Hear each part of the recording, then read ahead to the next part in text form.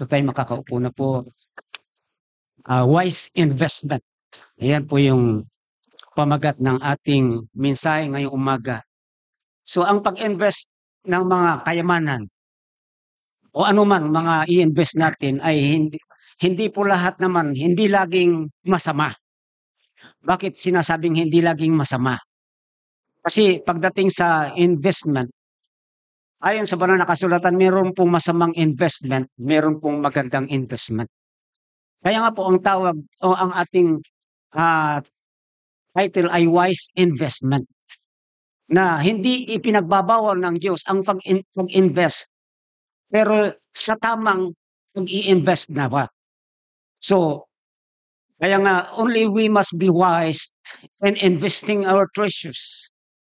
And we must be wise in to invest our treasures. Ibig sabihin po, pag nag-invest tayo, kailangan andoon yung karunungan natin kung paano natin i-invest yung mga i-invest natin na pera o anuman, kayamanan, o kaya kung saan natin i-invest.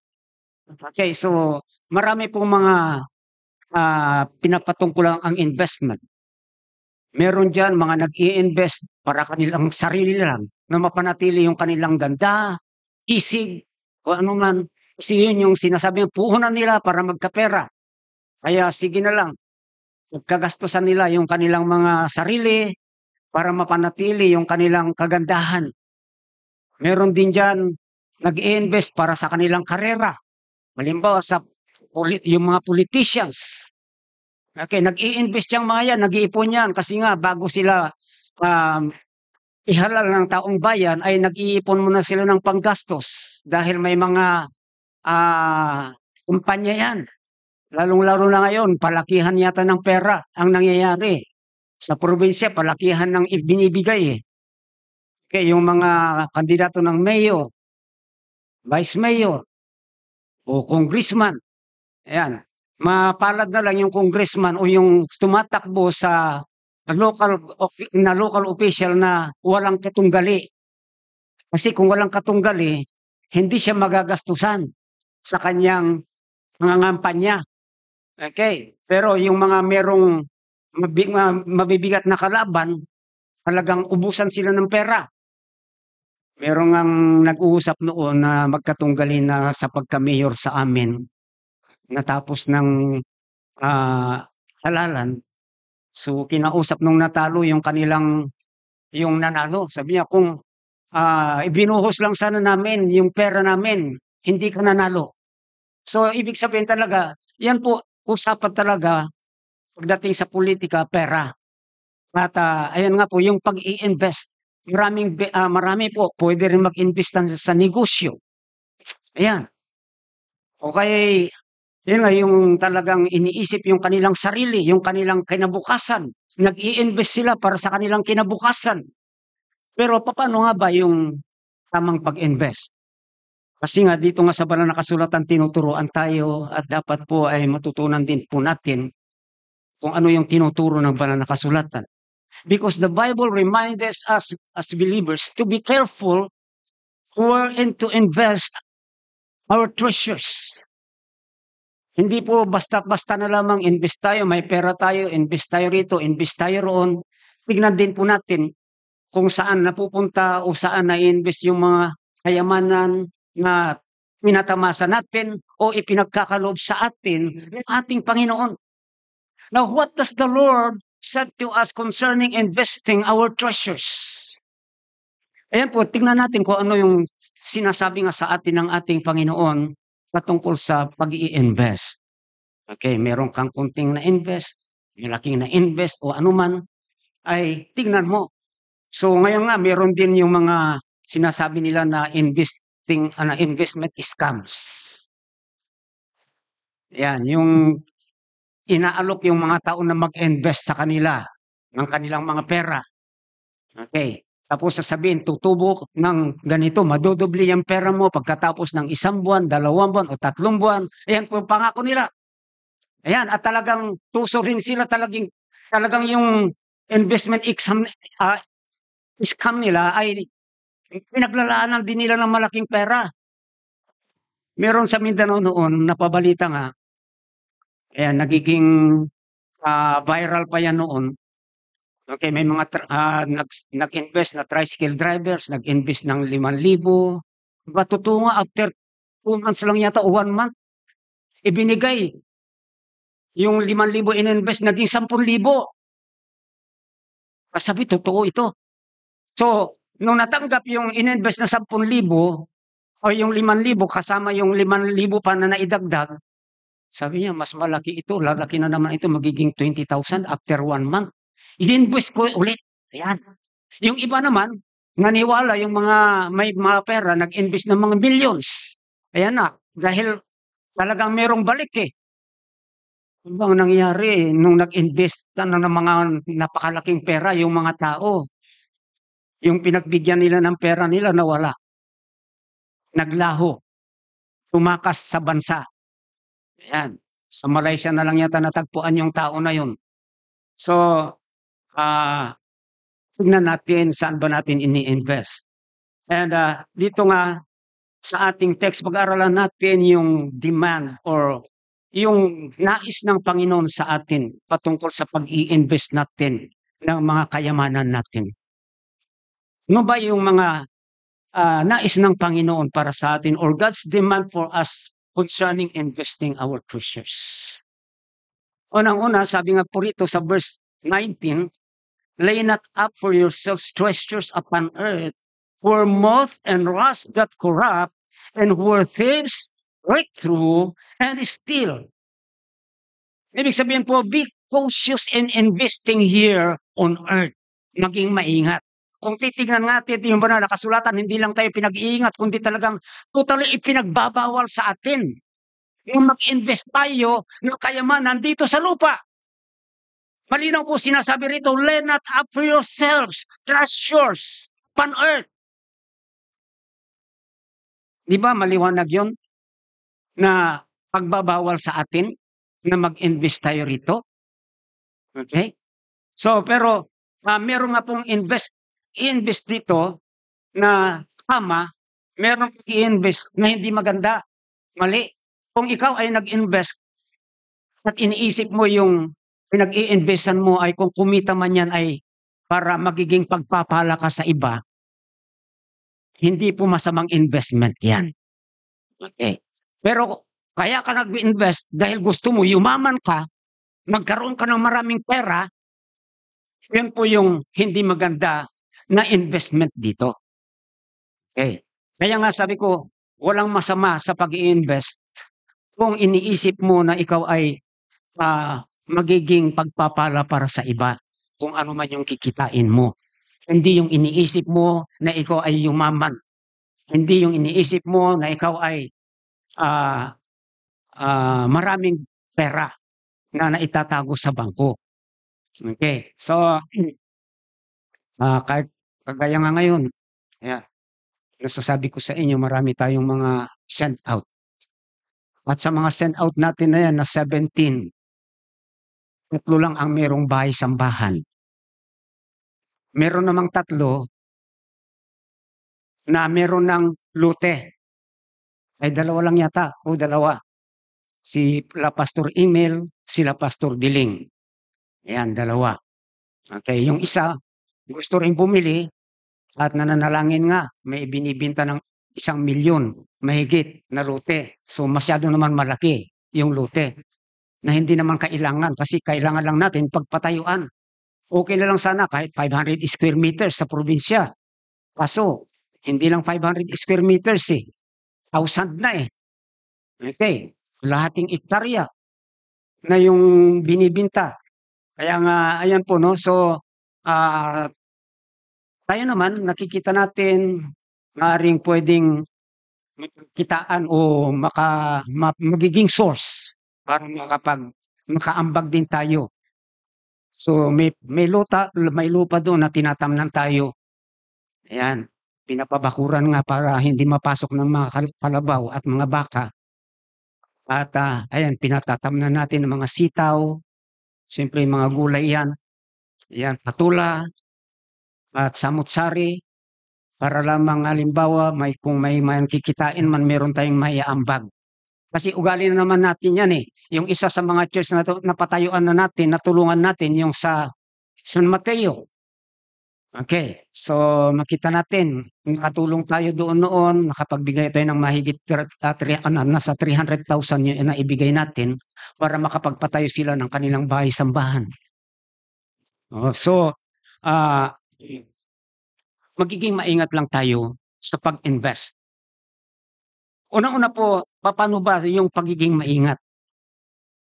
Isa sa alalahanin natin sa pag-invest is we should not work hard to be rich. Mag-invest tayo pero hindi yung tayo ay nag-aaligaga o nagnanasa na magiging mayaman. Okay? So kasi ito yung sinasabi roon sa Proverbs 23:4, kung ating babasahin ang binabanggit ng banal na kasulatan dito, pag-aralan natin. Ang sabi niya rito, labor not to be rich. Yan. Huwag kang magiging labor. Magpakahirap para yumaman. Ayan po yung sinasabi niya. So, hindi naman po masama yung magtrabaho. Pero yung nagpapakahirap dahil gustong yumaman, ay iba na po kasi usapan yon. Kasi nga tayo bilang mga mananampalataya, itanim natin sa ating puso at isipan na ang Panginoon ay laging nakatingin sa atin, nagmamasid sa atin, tinitignan din kung ano yung pangangailangan natin, para sa ganoon ay kanyang ipagkakaloob sa atin. Okay? Huwag lang tayo mag-isip na maging mayaman. Kaya itong sinasabi niya, labor not to be rich. Cease from thine own wisdom. Yan, tigilan mo na yan. Iniisip mo yan. Kala mo maganda. Okay? So, we should not work hard to be rich. Magtrabaho tayo. Kasi nga, yun naman yung way ng Panginoon para tayo ay makakain. Magtrabaho tayo. Pero hindi yung talagang magpakahirap tayo para lamang yumaman. So ang tinuturo ng banal na kasulatan ay maging sapat sa atin kung ano man yung pinapagkaloob sa atin ng ating Panginoon. Okay. Kaya nga kung anong meron tayo, pagyamanin natin. Minsan nga sobra-sobra na yung binibigay sa atin ng Panginoon eh. Pero kulang pa rin. Yan. Yung iba naman, nung medyo sobra-sobra na yung binibigay sa kanila ng Panginoon, lose tayo dito, lose tayo doon, kung saan-saan nilang ginugugol, kung ano yung mga binibigay sa kanila ng Panginoon, na i-invest din yun. Ini-invest para sa kasiyahan, pansariling presyo o kaya pansariling mga luho sa buhay na hindi po maganda na pag-investan. Halimbawa, yung mag-invest ka sa katawan mo, ayan, punuhin mo ng luho yung katawan mo, gusto ng katawan mo, ibigay mo lahat. Masasarap na pagkain. Sige, marami naman akong pera eh. Bibilhin ko lahat ng gusto ko. Kaya ko naman bilhin. Sabihin natin ganun. Sige, kasawa tayo. Pero ilang taon pagkatapos, anong mangyayari kaya?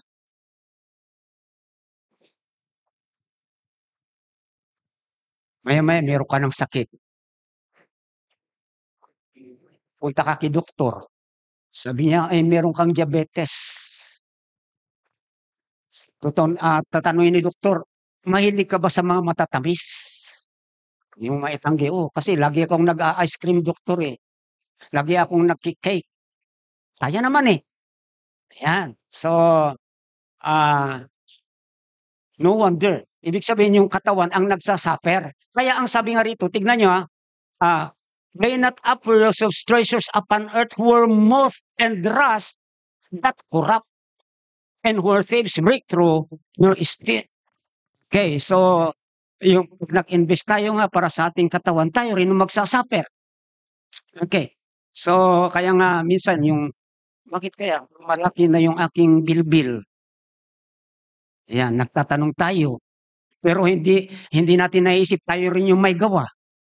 Kailangan naman yung kapitbahay nyo ang may gawa kung bakit lumaki yung bilbil nyo. Ayan. So siyempre, tayo rin ang may gawa. Kasi kaya lumaki yan dahil sa hilig nyo sa pagkain. Okay. So, Tapos ayaw niyo ng may bilbil.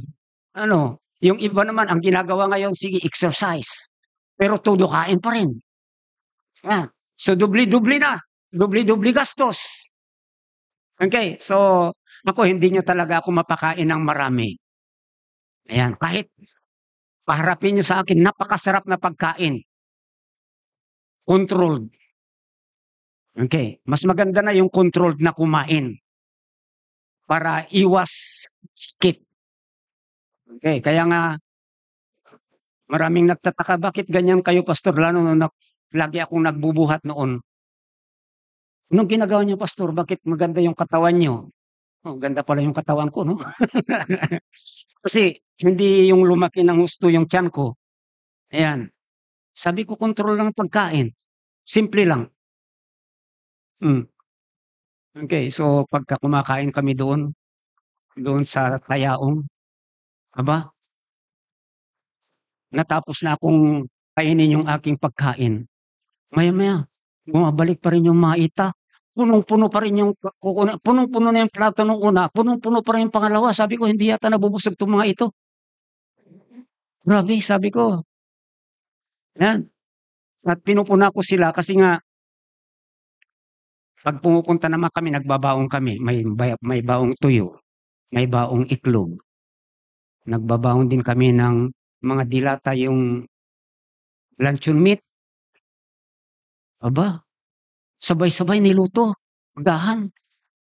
Ganda pala ng buhay niyo rito, sabi ko. Kami doon isang putahe lang, okey na kami. Sila 3 putahe na ubos pa. Aba, pambihira.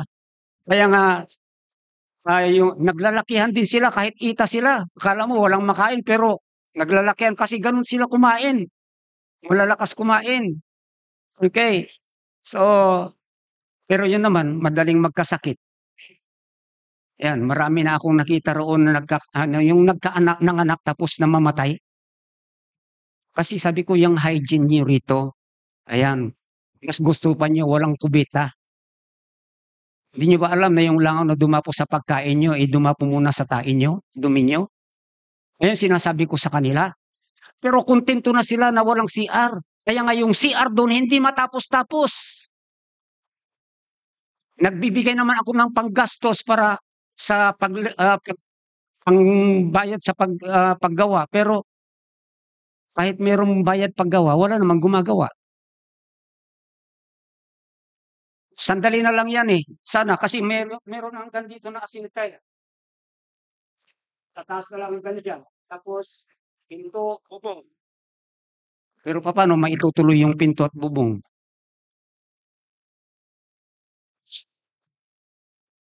Kumpleto na yung bakal, kumpleto na yung mga semento. Walang problema ang buhangin, nandoon lang. Mismo yung hinukay na deposito, buhangin yung nandoon sa ilalim. Puwedeng, haluan lang yung semento, yan na yung gamitin, eh. Okay, so gano'n po ang, meron doon na hindi na kailangan bumili ng buhangin. Ang problema lang doon graba. Kaya sabi ko siguro kapalan na lang yung flooring nung CR, kahit puro buhangin kasi walang makuhang graba, eh. Meron naman medyo malayo, may ilog doon na medyo matitigas yung may mga graba talaga. Doon sa malapit doon, may mga ganitong graba, naaanod lang, gumugulong lang sa tubig, doon sa ilalim ay ibabaw ng buhanginan. Ibig sabihin, bato na magagaan, tutay na bato, okey. So, hindi puwede talaga na ihalo sa, pangbuhos. Kaya sabi ko, 'di bale na lang, kasi doon nga sa Concepcion sa Pando, eh, pati yung mga, anong tawag dito, biga, puro buhangin, hindi sila gumagamit ng graba. Nakita ko poste nila puro buhangin. Sabi ko, "Bakit ganito rito? Walang grabang ginagamit, puro buhangin lang." Okey.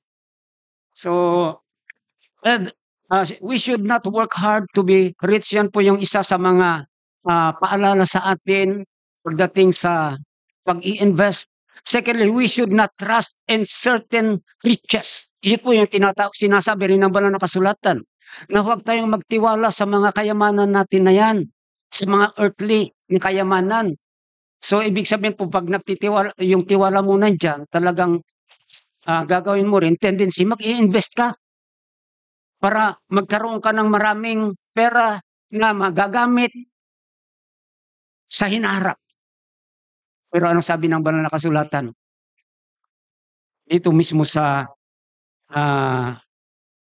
chapter 6, take no thought for the morrow.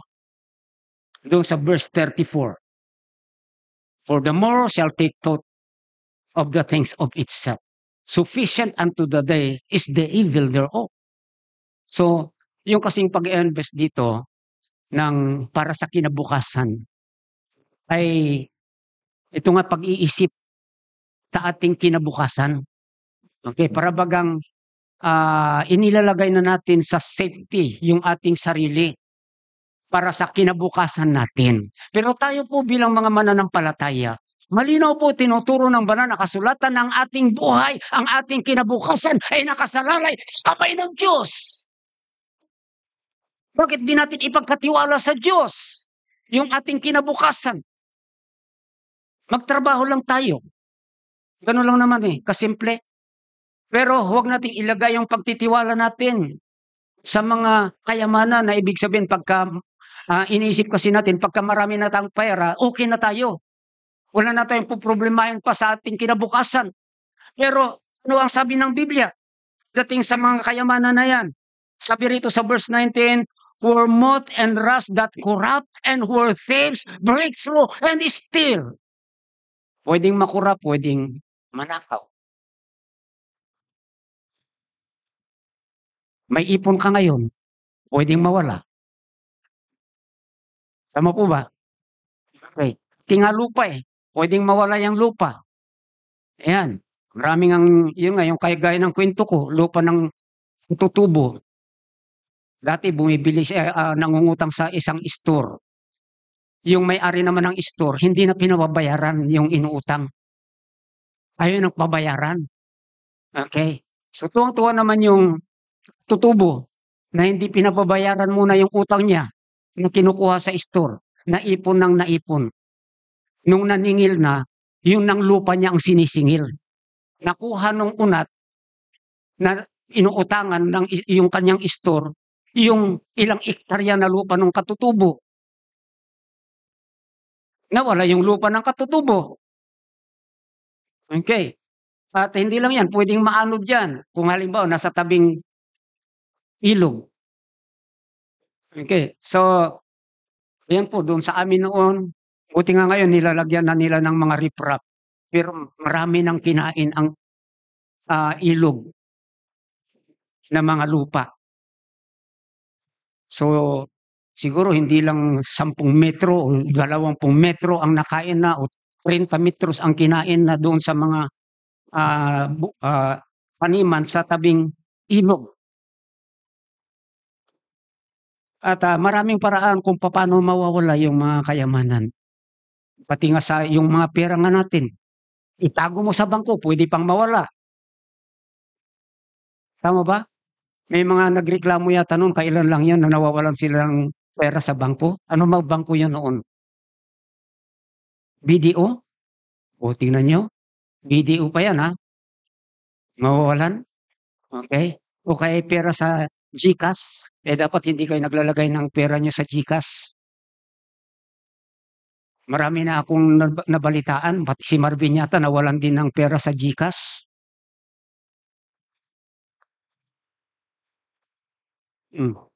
Okay, so we should not trust in uncertain riches. Sabi rito sa 1 Timothy chapter 6, verse 17.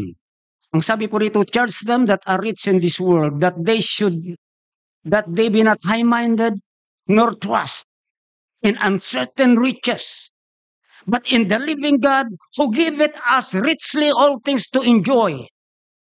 Huwag po natin ilagak yung tiwala natin sa mga kayamanan. Ay marami na akong investment. Kampanti ka na, meron kang investment. Pero Sabi ng banal na kasulatan, huwag kang magtiwala sa investment mong yan. Okay. So, ayun mga kapatid ni Sister Remy na biktima rin sila ng scam. Mga milyon pa yung kanilang ininvest. Nawala yung kanilang mga milyon. Ako, nang hinahinayang dahil hindi pa ako nakakahawak ng milyon. Pero sila, sige, itinatapon lang nila. Tapos masaya pa sila, nagkukwentuhan na na-scam sila ng milyon. O, pambira. Okay, so, yan nga po, no? Sabi rito, kung nagtiwala man tayo, sabi ng banal na kasulatan ay walang iba kundi sa ating Panginoon. Ano ang sabi ng banal na kasulatan patungkol sa ating Panginoon dito? Sabi rito, but in the living God who giveth us richly all things to enjoy. Wow! Binibigay niya lahat sa atin para ma-enjoy. Ito po yung mga kailangan natin bilang mga mananampalataya ng ating Panginoon. Hindi po yung mga luho, yung sabing ma-enjoy natin, kundi ma-enjoy natin ang mamuhay na ibinibigay, pinagkakaloob ng Panginoon yung mga pangangailangan natin. Kalimutan na lang natin yung luho. O siguro yung taong walang luho. Yan, minsan nagagalit kayo sa akin. Wala nang outing. Walang outing. Eh, lagi naman kayo nag-a-outing. Yan. Kung gusto niyo mag-outing, mag-outing kayo. Kaya niyo naman eh. Pero huwag niyo na akong isama. Dahil wala talaga akong hilig. Okay. So, hindi ko alam kung bakit. Kasi parang ordinaryo na lang sa akin yan eh. Dahil siguro sa matagal na pagtatrabaho ko sa Sierra Madre. Kasi yun yung gustong-gusto ko, yung nature. Araw-araw nandun ako sa bundok. Talagang yung virgin forest, andyan yung mga ibon, o ano, samut-sari, andyan yung mga baboy ramo, usa, ayan, yung mga kinakain, labuyo, yung mga, yung mga ilog doon ay talagang napakagaganda. Okay? So kung paliguan na ang pinag-uusapan, wala na akong ganang maliguan na ako sa mga outing-outing eh. Dahil iniisip ko, yung mga napakagagandang, napakaliliw na tubig doon sa pinagliliguan namin noon, doon sa bundok. Okay? So, pero ano pa man, ay siguro naman yung outing na yan ay hindi naman kasama sa ating buhay bilang mananampalataya. Pero sabihin natin, hindi naman pwede, basta pwede naman minsan-minsan. O nasa sa inyo yan kung gusto nyo. Okay? Hindi kayo pinagbabawalan. Okay? So, wala namang problema yan eh. Pero huwag niyo lang pabayaan din yung ating responsibilidad sa ating Panginoon. So, we should not trust in uncertain riches. Yan po. We should not work hard to be rich. Thirdly, we should not covet earthly riches. Huwag din tayong magiging covetous sa mga earthly riches. Kasi nga, yung pagiging covetous, yun po yung magdadala sa atin o magdadrive sa atin para mag-invest. Mag-invest dito sa lupa. Pero anong sabi sa Hebrews 13:5? Ang sabi po doon, let your conversation be without covetousness. Yung pong conversation doon ay manner of life. Let your manner of life be without covetousness. Ano bang naibibigay ng covetousness? Yan po yung pagnanasa, pag-iimbot sa mga bagay, mga kayamanan na hindi naman sa atin. Okay? So dahil lang sa gusto nating yumaman, at yan po, sinasamantala ng pagiging covetous natin. Pero ang sabi ng Biblia, let your manner of life be without covetousness. Iwasan natin ang mag-covet. Kasi may nakita lang tayong bago sa ating kapitbahay. Kaya nagkaroon siya ng 58 inches na flat screen television. Ay gusto mo na rin, ay magkaroon din ako ng 75 inches na screen television. Kahit meron ka ng television. Pambihira. Kami, wala kaming TV dyan. Wala talaga kaming television dyan. Nakikibalita na lang ako dito. Libreng balita sa YouTube, sa Google. Ayan. Puwede namang halimbawa yung sabi nila may bagyo, pero yung ulan dito, ulan kahapon, itong mga nakaraan, hindi po dala nung bagyo. Kasi yung bagyo nandoon pa sa Catanduanes. Apektado lang niya Bicol region. Tapos bababa siya sa may Quezon, ganyan, Aurora. Ang nakakaapekto sa atin ayon sa ASA, dito ko nababasa yan, ay yung southwest monsoon rains. Okay, yan po yung nagpapaulan sa atin. Ewan ko, habagat yata ang tawag diyan sa Tagalog. Yan. So,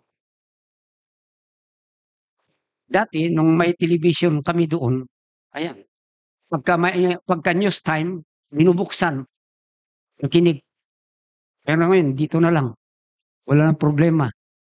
Ayan, bukas lang sa YouTube o kaya sa ah, Google kung anong gustong malaman, sasabihin ni Google. Eh naman eh. Okay, so we should not covet earthly riches. Kaya ang sabi, let your conversation be without covetousness and be content with such things as ye have. Yan din yung sinabi ng Hebrews 13:5. Magiging kontento kayo. Magkaroon kayo ng kasapatan sa mga bagay na meron kayo.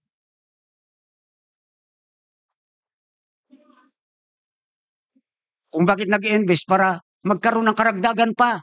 Pero sapat na yung meron. Tapos ang sabi nga roon sa verse 6. Ano sabi roon?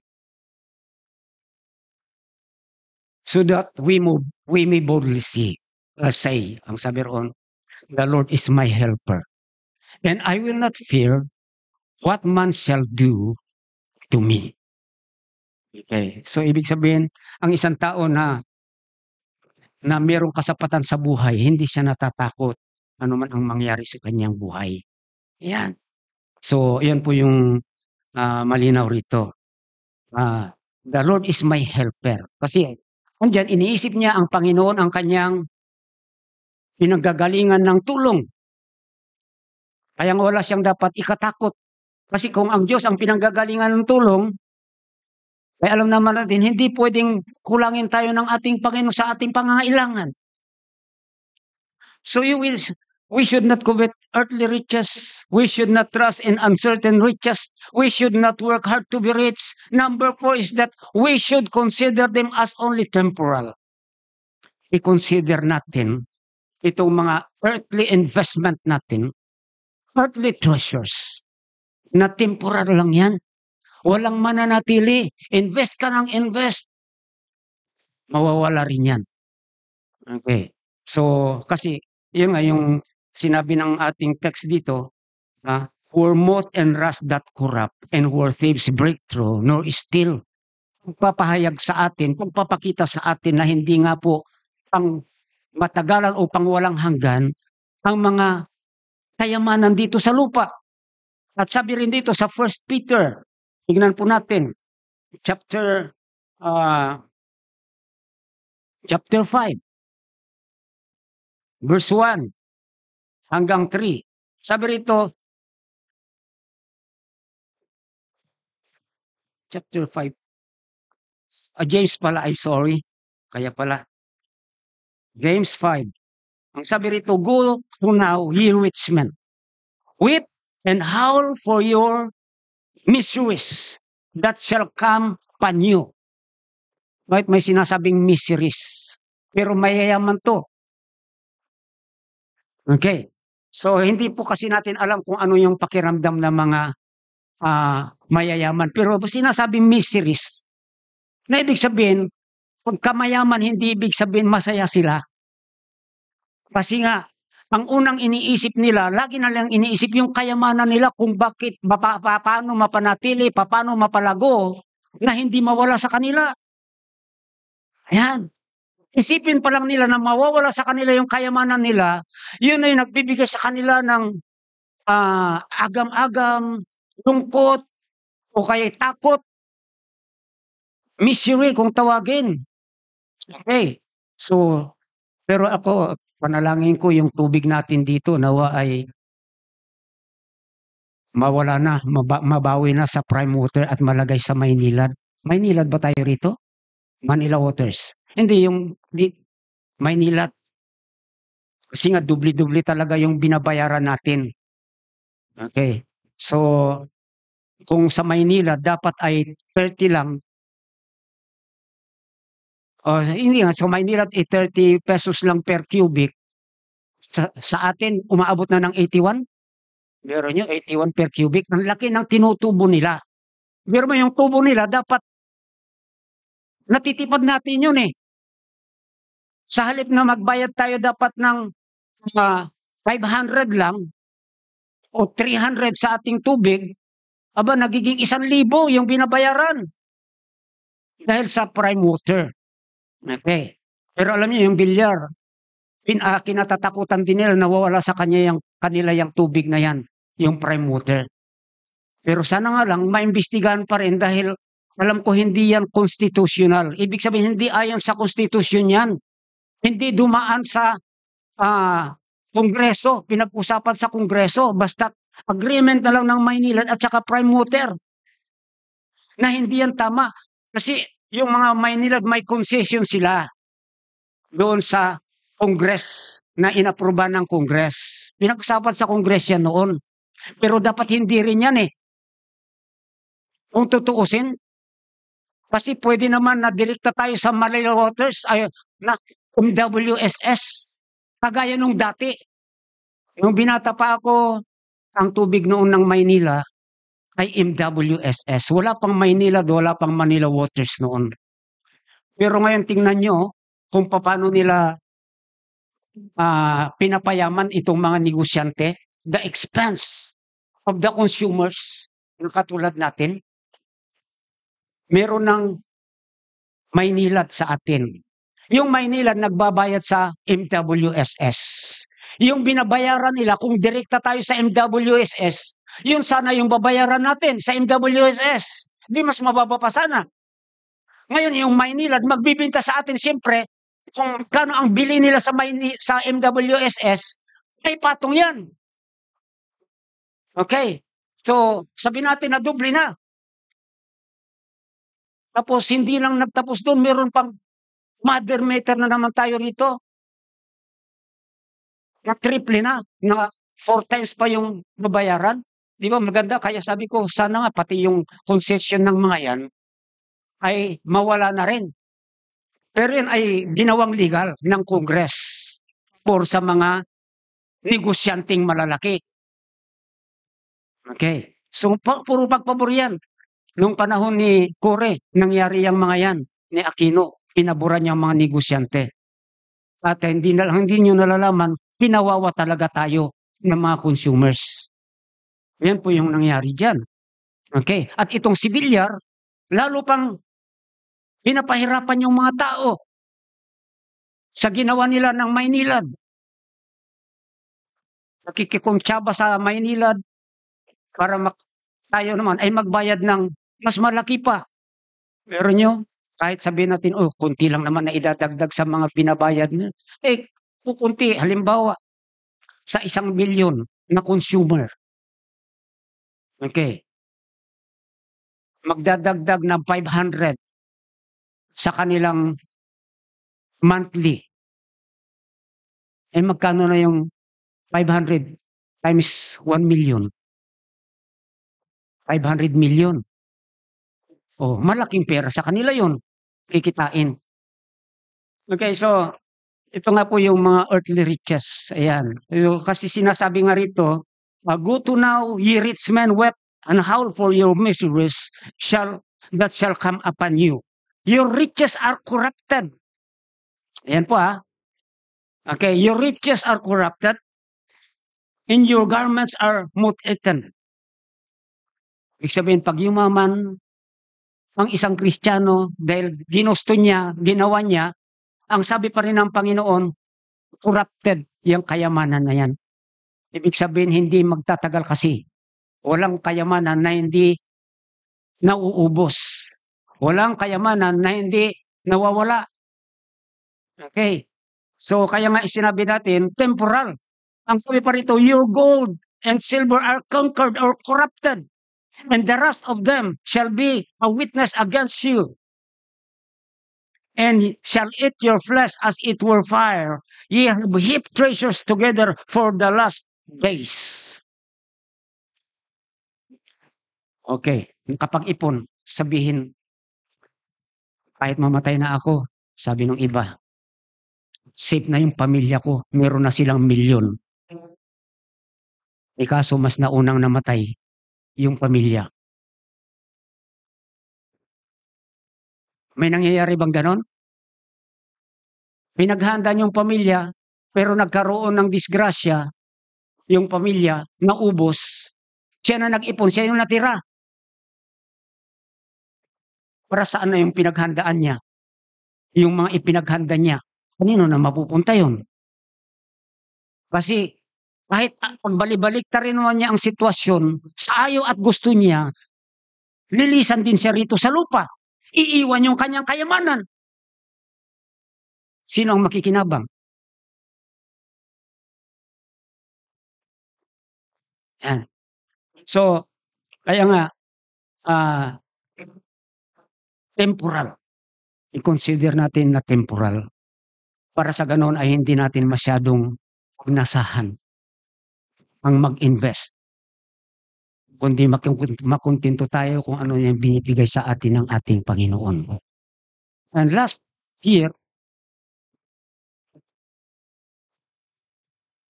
under cautious or be cautious in investing here on earth is that we should always keep in mind that it is an evil thing. Ibig sabihin, ang kayamanan ay evil. Lalong-lalo na pag yan kayamanan ay natutunan nung mahalin. Okay. Pero pagka kasi ikaw ay nag-invest dito sa lupa, ipinapakita lang na ikaw ay nagmamahal sa pera. Yung meron ka naman, pero gusto mo pa ng mas malaki pa, okay, hindi ka makontento, yun po yung sinasabi ng Biblia na pagmamahal ng pera. Tingnan niyo po rito sa 1 Timothy chapter 6, verse 10. Ang sabi rito, for the love of money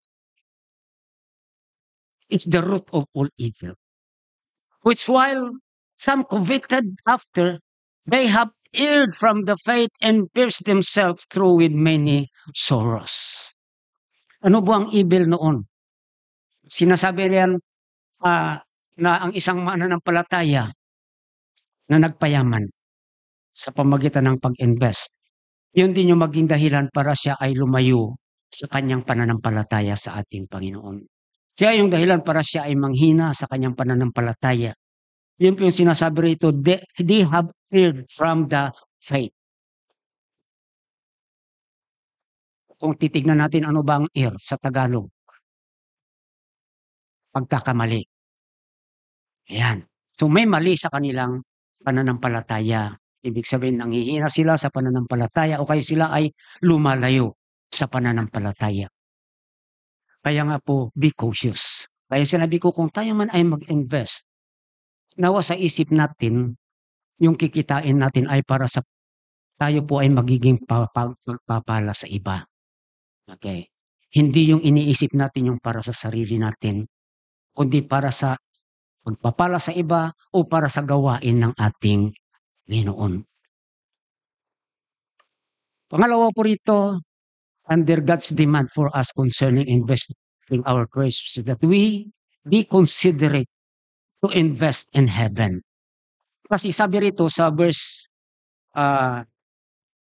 20, tingnan nyo, but lay up for yourselves treasures in heaven, where moth or neither moth nor rust that corrupt, and where thieves do not break through, nor steal. Sabi kung nag-invest tayo doon sa langit, hindi yan makukurap, hindi yan maluluma, hindi yan masisira, hindi yan mananakaw. Hindi mawawala sa iyo yung mga investment mo sa langit. Yun po yung sinasabi ng banal na kasulatan. Yun nga lang, paano ba tayo mag-invest sa langit? Okay, maaring yan yung katanungan ng marami. Wala naman bank account sa langit. Doon may sinasabi sa Biblia na account. Mamaya makikita natin yan.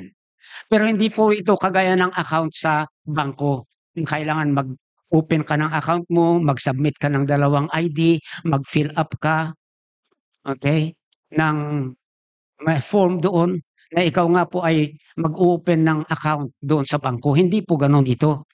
Okay. So may kaparaanan kung paano po tayo nakakapag-ipon doon sa langit. Doon sa tinatawag na account. Ibig sabihin po, bawat Kristiyano meron ng account sa langit. Ayan, kahit wala tayong pinirmahan, kahit wala tayong sinabmin na ID natin, basta tayo ay mananampalataya, automatic meron na tayong account doon. Na kung saan ay doon tayo pwedeng mag-ipon ng mga kayamanan. At papaano po? Okay, unang-una po is by way of giving. Ayan, bibigay. So, merong mga iba't ibang klase ng pagbibigay. Ayan, magbigay ka sa mga nangangailangan, magbigay ka sa gawain ng ating Panginoon, okay? So, yun po yung mga pagbibigay na pwedeng makapag-ipon tayo ng kayamanan doon sa langit. Tignan nga po natin dito sa verse 21 sa Matthew 19, meron pong kausap ang ating Panginoon na mayaman na gustong sumunod sa ating Panginoon. Okay? So, sabi rito sa verse 20, dito muna sa verse 16, ang sabi rito, and behold, one came and said unto him, Good master, what thing shall I do that I may inherit eternal life? Tatanong siya kung anong gagawin niya para magkaroon siya ng buhay na walang hanggan. Okay. And he said unto him, Why callest thou me good? There is none good but one, that is God. But if thou wilt enter into life, keep the commandments. Gusto mo karoon ng buhay na walang hanggan, sundin mo yung mga utos. He said unto him, which Jesus said, Thou shalt not do murder, thou shalt not commit adultery, thou shalt not steal, thou shalt not bear false witness, honor thy father and thy mother, and thou shalt love thy neighbor as thyself. Sa ibig sabihin, tinutukoy ng ating Panginoon yung 10 Commandments. Ang sagot ng young man, sabi rito, the young man said unto him, All these things have I kept from my youth up. What lack I yet? Ang galing niya, no? Nagagawa ko naman ito mula nung ako nagbinata. Ano pang kulang ko? Yan. Ibig sabihin, nagawa niya pero alam niya may kulang pa. Hindi sapat. Ito na ngayon. Sabi ni Jesus ng Panginoon sa kanya sa verse 21, If thou wilt be perfect, go and sell that thou hast. Mayaman to eh. Yung pa mo yung mga ari-arian mo. Give to the poor. Sige, ibigay mo sa mga pupuspalad. And thou shalt have treasure in heaven. So ibibigay niya yung kanyang kayamanan sa mga mahirap. Pero sabi niya, meron kang kayamanan sa langit. Ibig sabihin, binigay niya sa mahirap pero napunta doon sa account doon sa langit. Okay. Ginastos nung mahirap o pwedeng bastusin ng mahirap na pinagbigyan. Pero yung pagbibigay niya o ano yung binigay niya, naiipon pa rin doon sa langit. Paano nangyari yun? Okay. Ang Panginoon na bahala doon. Basta't nandoon na, naka-store na sa langit. Ano man yung binigay natin na tulong sa ating kapwa, lalo na sa mga mahihirap. Yun po yung ibig sabihin nito. Okay. And come and follow me. So, ayan po yung makita natin by way of giving. Dito rin sa Luke 12:33, buksan po natin dito.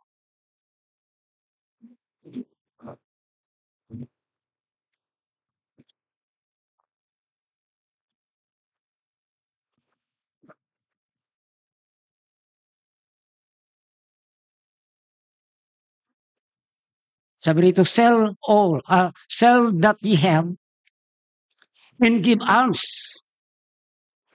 Ano ba yung alms? Abuloy?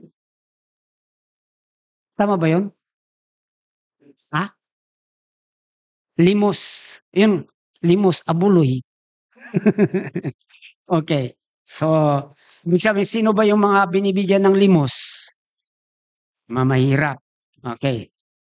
Give us, provide yourselves bags which wax not old, a treasure in heaven that faileth not, where no thief approaches, neither moth corrupted.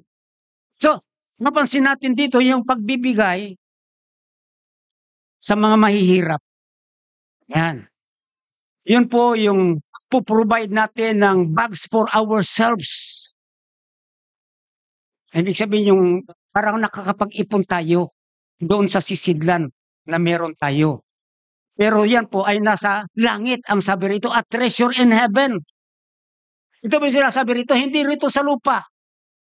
Okay. Kaya nga pagka tayo nakakapagbigay ng limos, ay isipin na lang natin o lagi nating itanim sa ating isip, hindi nawawala sa atin yung ibinibigay natin. Kundi naiipon doon sa ating sa langit bilang kayamanan natin. Minsan nga, iba talaga pagka nakakapaglimos ako sa mga nandyan sa mga street. Makita ko, hindi lang, basta't alam ko meron na doon, pero dito pa rin, meron pa rin pagpapala na ibinibigay ng ating Panginoon. Ramdam ko talaga. Yun nga lang minsan, pagkatapos ng ilang taon, may napansin nga ako, nakiikwento ko na rito, na merong kasing daladalang bata. Pero ilang taon na nakikita ko, ganun pa rin. Sabi ko, hindi man lang lumalaki yung baby niya. Laging yun, laging yun. Aba siguro sabi ko na pumasok sa isip ko siguro merong nahihiraman ng baby, nagpapahiram sa kanya ng baby, nagpapagamit para yun ay gamitin para manglimos.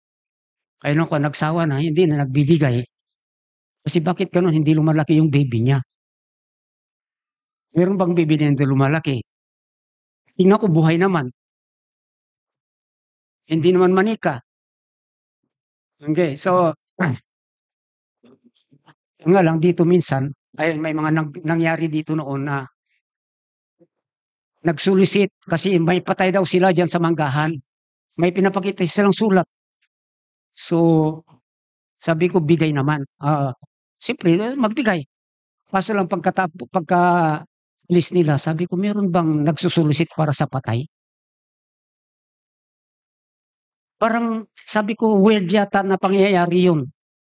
Okay, kasi alam ko, pupunta ka lang sa may patay, magbibigay ka yun. Pero yung mga namatayan, maglilibot para magsulisit para sa kanilang patay, parang wala namang totohanan yun. Okay. Ngayon, yung aking suspetya ay na-confirm. Kasi after 1 month, nandiyan na naman naglilibot, sila na naman yun. Kaya sabi ko, modus na ito. Ayan, so hindi na kami nagbigay. Ay, nagbigay pa rin. Kasi pumunta si Sherwin, sabi ko, sige magbigay ka, pero picturean mo sila. Nagalit sila eh. Bakit daw pipicturean? Okay. So kasi nabisto na yung kanilang modus operandi. Ayan, maraming ginagawa eh. So, pero din pagka nagbigay tayo, hindi yung basta't bigay na lamang bigay, alam natin mahirap, yun pala niluluko lang tayo. Okay. Pero ganun pa man, kung halimbawa niluluko na tayo, ang mahalaga, nasa isip natin nakapagbigay tayo sa nangangailangan. Wala nang problema doon. Okay, ang mahalaga, naloko man tayo, hindi tayo yung nanloko. Ngayon nga, yung mga sa jeep dati, sumasakay, nagpapakita pa sila ng death certificate. Namatay si tiyuhin ko, si ganito. Ayan, kulang ng pampalibing. Sabi nung sabit, totoo po yung sinasabi niya. Ayan, may segunda rin. Nung una, ang dami nagbibigay. Pero, paulit-ulit ginagawa yung mga gumagawa, sila rin naman, na persona. Sabi ng mga tao, naluloko na itong mga ito. Modus na ito. Okay. Pero alam niyo, yung pagbibigay natin ay huwag tayong manghinayang kung nakakapagbigay tayo. Huwag sasama ang loob natin. Kasi ito nga po yung sabi ng banal na kasulatan, nakakapag-ipon tayo ng kayamanan doon sa langit. A treasure in heaven. Ang sabi po rito sa ating binasa dito sa verse 33 sa may Luke 12. Sabi rin dito sa, sell all that you have, give alms, provide yourselves bags, which wax not old, a treasure in heaven. O biro mo yan, wala ka man naipon dito na kayamanan. Pero dahil sa pagbibigay mo, nakakaipon ka ng kayamanan doon sa langit. Ang term dito na ginamit, treasure. Ano ba ang treasure sa Tagalog? Kayamanan. Ibig sabihin, pag sinabing kayamanan, ay medyo malaki na yan. Tama po ba? Okay. So, another verse, dito po sa Proverbs 19:17. Patungkol sa pagbibigay lahat to.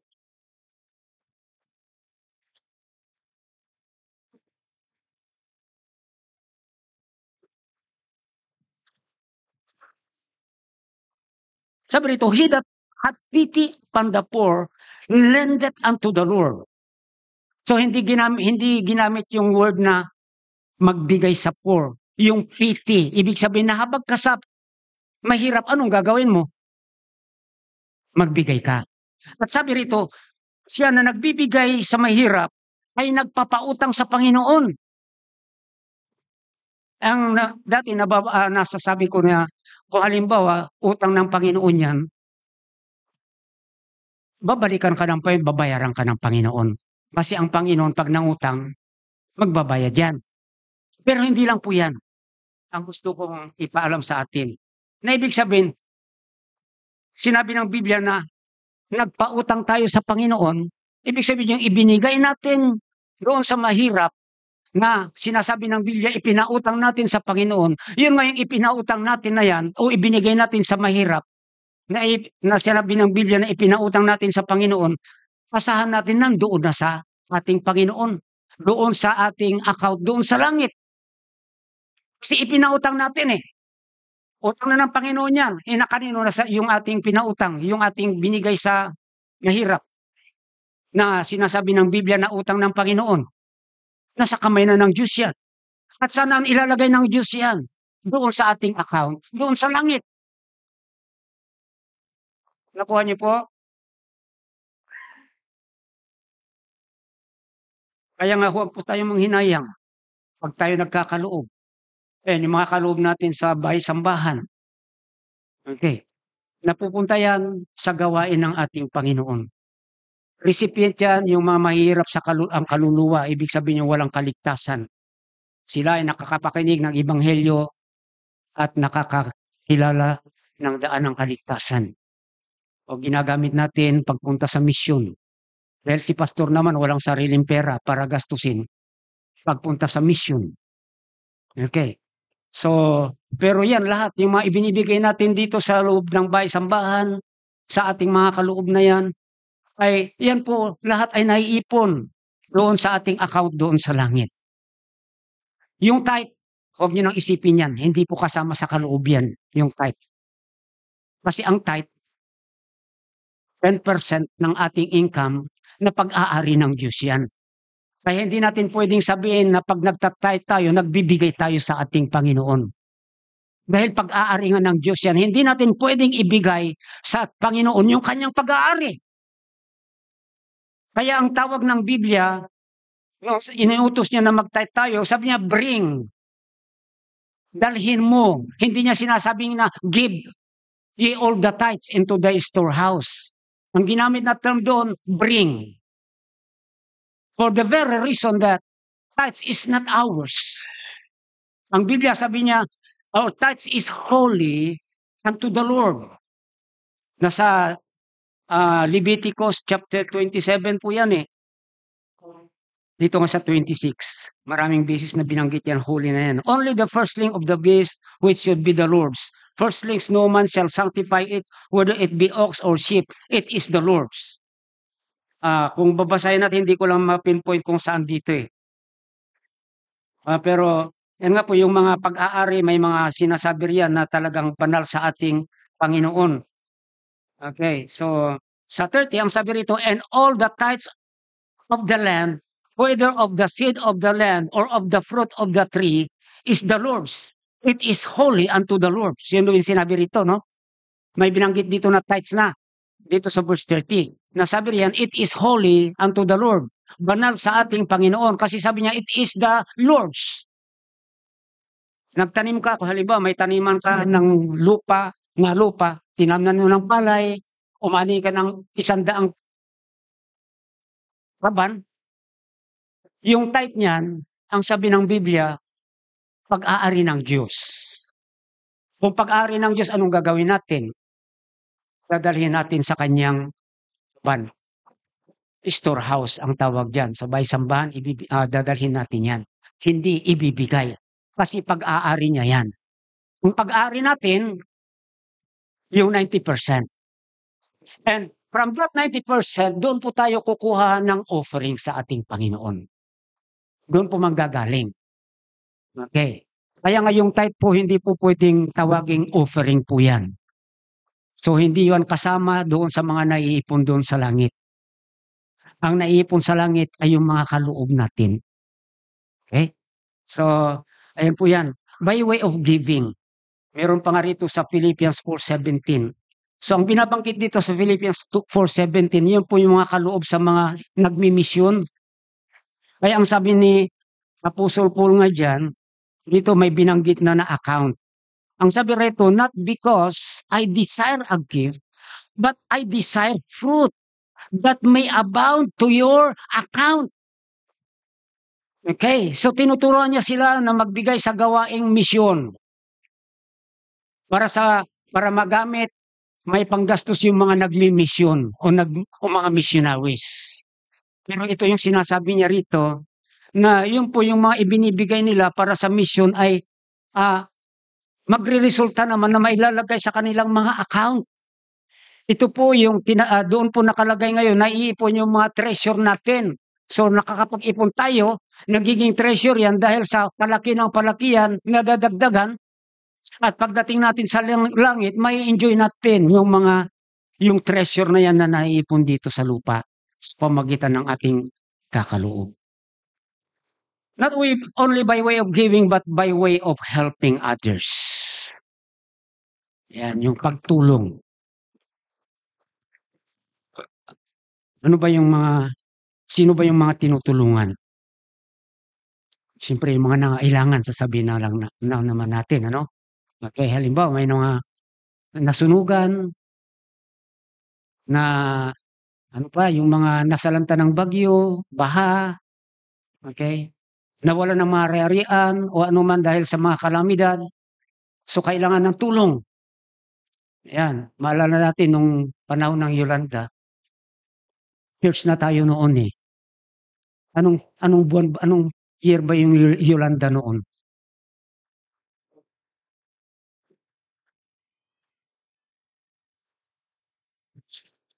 2007?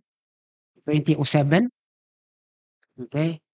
So, sabagay hindi lang tayo, sa kabila noon ang mga nagbigay ng tulong doon sa mga nasalanta. Yun nga lang, marami ring nasira ng mga tulong, mga bigas na hindi na ipamigay. Okay? So, tipera hindi yata dumating sa mga kinauukulan, mga nanggaling sa ibang bansa. Okay? So, may namantala rin doon sa mga tulong. Ayan, alam ko nagbigay din tayo noon. Di ko lang alam kung saan natin ipinaabot yung mga tulong natin noon. Okay. Meron din noon na baha dyan sa San Mateo, Montalban. Okay, so nakapagbigay tayo noon mga damit o samut-sari rin, may mga tubig pa kasi wala silang mainom noon. Okay, so by way of helping others, dito nga po sa 1 Timothy 6:17, muli buksan natin doon sa 1 Timothy. Ang sabi rito, 17 hanggang 19 to, no? Charge them that are rich in this world, that they be not high-minded, nor trust in uncertain riches, but in the living God, who giveth us richly all things to enjoy. That they do good, that they be rich in good works, ready to distribute, willing to communicate. Ay, distribute, tumulong. Communicate, gano'n din, hindi yung makipag-usap ito. Magbigay ng tulong. Ibig kong sabihin. Okay. So, andun yung readiness, willingness para tumulong. Okay. At sabi rito sa verse 19, sa pamagitan ng pagtulong nila, laying up in store for themselves a good foundation against the time to come that they may lay hold on eternal life. So, ibig sabihin dito, yung sinasabi lay up in store for themselves ay nakakapag-ipon ng kayamanan. Itong mga nagbibigay ng tulong sa iba. Kaya nga yung mga pagtulong natin ay hindi dapat tayo manghinawa na matumulong. Okay. So, yan po yung nawawala sa mga katutubo doon sa pinupuntahan natin, yung pagtulong.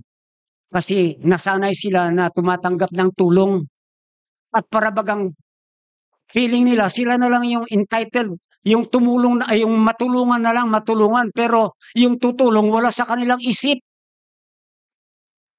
Kaya nga pagdating sa pagkakaisa wala talaga eh. Ayan, kanya-kanya rin sila, walang tulungan. Halimbawa, paggawa ng bahay o yung may-ari ng bahay siya lang, walang tutulong. Okay. So, yung mga kapitbahay na may bahay na doon lang nakahiga lang sa bahay nila, nakamasid lang. Gano'n po nangyayari. Kaya nga, papaano sila? Okay, makita natin yung pagpapala wala talaga sa kanila. Pero ito nga po yung napakaganda yung binanggit dito, doon sa mga tumutulong. Sabi rito, laying up in store for themselves good foundation against the time to come. So yung time to come na yan, ay yun po yung hinaharap natin doon sa langit, hindi po rito sa lupa. Huwag nating isipin na yung kinabukasan natin dito, yung pinag-usapan dito, kundi sa langit. Ito, time to come na binabanggit dito. Kasi nga, tingnan nyo that they may lay hold on eternal life. Meron naiipon para sa ating buhay na walang hanggan. Na doon, pagdating natin sa langit, may enjoy po natin yung mga bagay na yan na ipinagkakaloob natin at tinutulong natin ng walang hanggan. So ito'y pagpapakita na doon nga hindi po nasisira anuman mga kaloob natin, anuman mga naitulong natin na naiipon doon sa ating kabansalangit. Hindi nabubulok. Sabi ng banal na kasulatan, mananatili ng walang hanggan. Yung ibinigay natin dito na mga anuman tulong, pera man yan, damit o anuman bagay, nasisira yan. Tama po ba? Pero pagdating sa langit, nagiging eternal na yan. Kasi incorruptible, undefiled, at hindi rin mawawala pag nandoon na sa langit. Kaya nga, yung pagtulong, pagbibigay, huwag tayong manghinawa, maaaring wala na sa ating kamay. Pero ayon sa banal na kasulatan, nandoon naman, naiipon doon sa ating account, doon sa langit. So investing here on earth only meant that our hearts is leaning here on earth. Pagka dito tayo nag-invest, ang puso natin nandito ayon sa banal na kasulatan. Tingnan nyo basahin natin, balikan natin yung text natin dito sa verse 21. Sabi rito, for where your treasure is, there will your heart be also. Nag-invest ka rito sa lupa, sabi ng Biblia, ang puso mo nandito sa lupa. Kasi for where your treasure is, there will your heart be also. But investing in heaven will show that we are really a citizen of heaven. Yung puso natin andoon kung saan yung citizenship natin. So ibig sabihin, nagbibigay tayo yan sa gawain ng Panginoon, sa gawaing misyon, kung saan man sa mga mahihirap, nakakatulong tayo. Yun din ang pagpapakita na yung puso natin ay nandoon sa langit. Kaya nga, sa ating pag-i-invest, ang tanong, nag-i-invest tayo ba wisely? Tayo ba ay nagiging cautious sa ating pag-i-invest? Tingnan po natin. Nawa po ay matutunan natin kung ano po yung tamang pag-i-invest na itinuturo ng banal na kasulatan. Ipanalangin natin yan at magawa po natin ng ayon sa kalooban ng ating Panginoon. So tayo po ay tumayo, tayo po ay manalangin. Thank you for watching the Preaching Wise Investment. Stay connected, subscribe and follow us for more updates. May God bless you abundantly.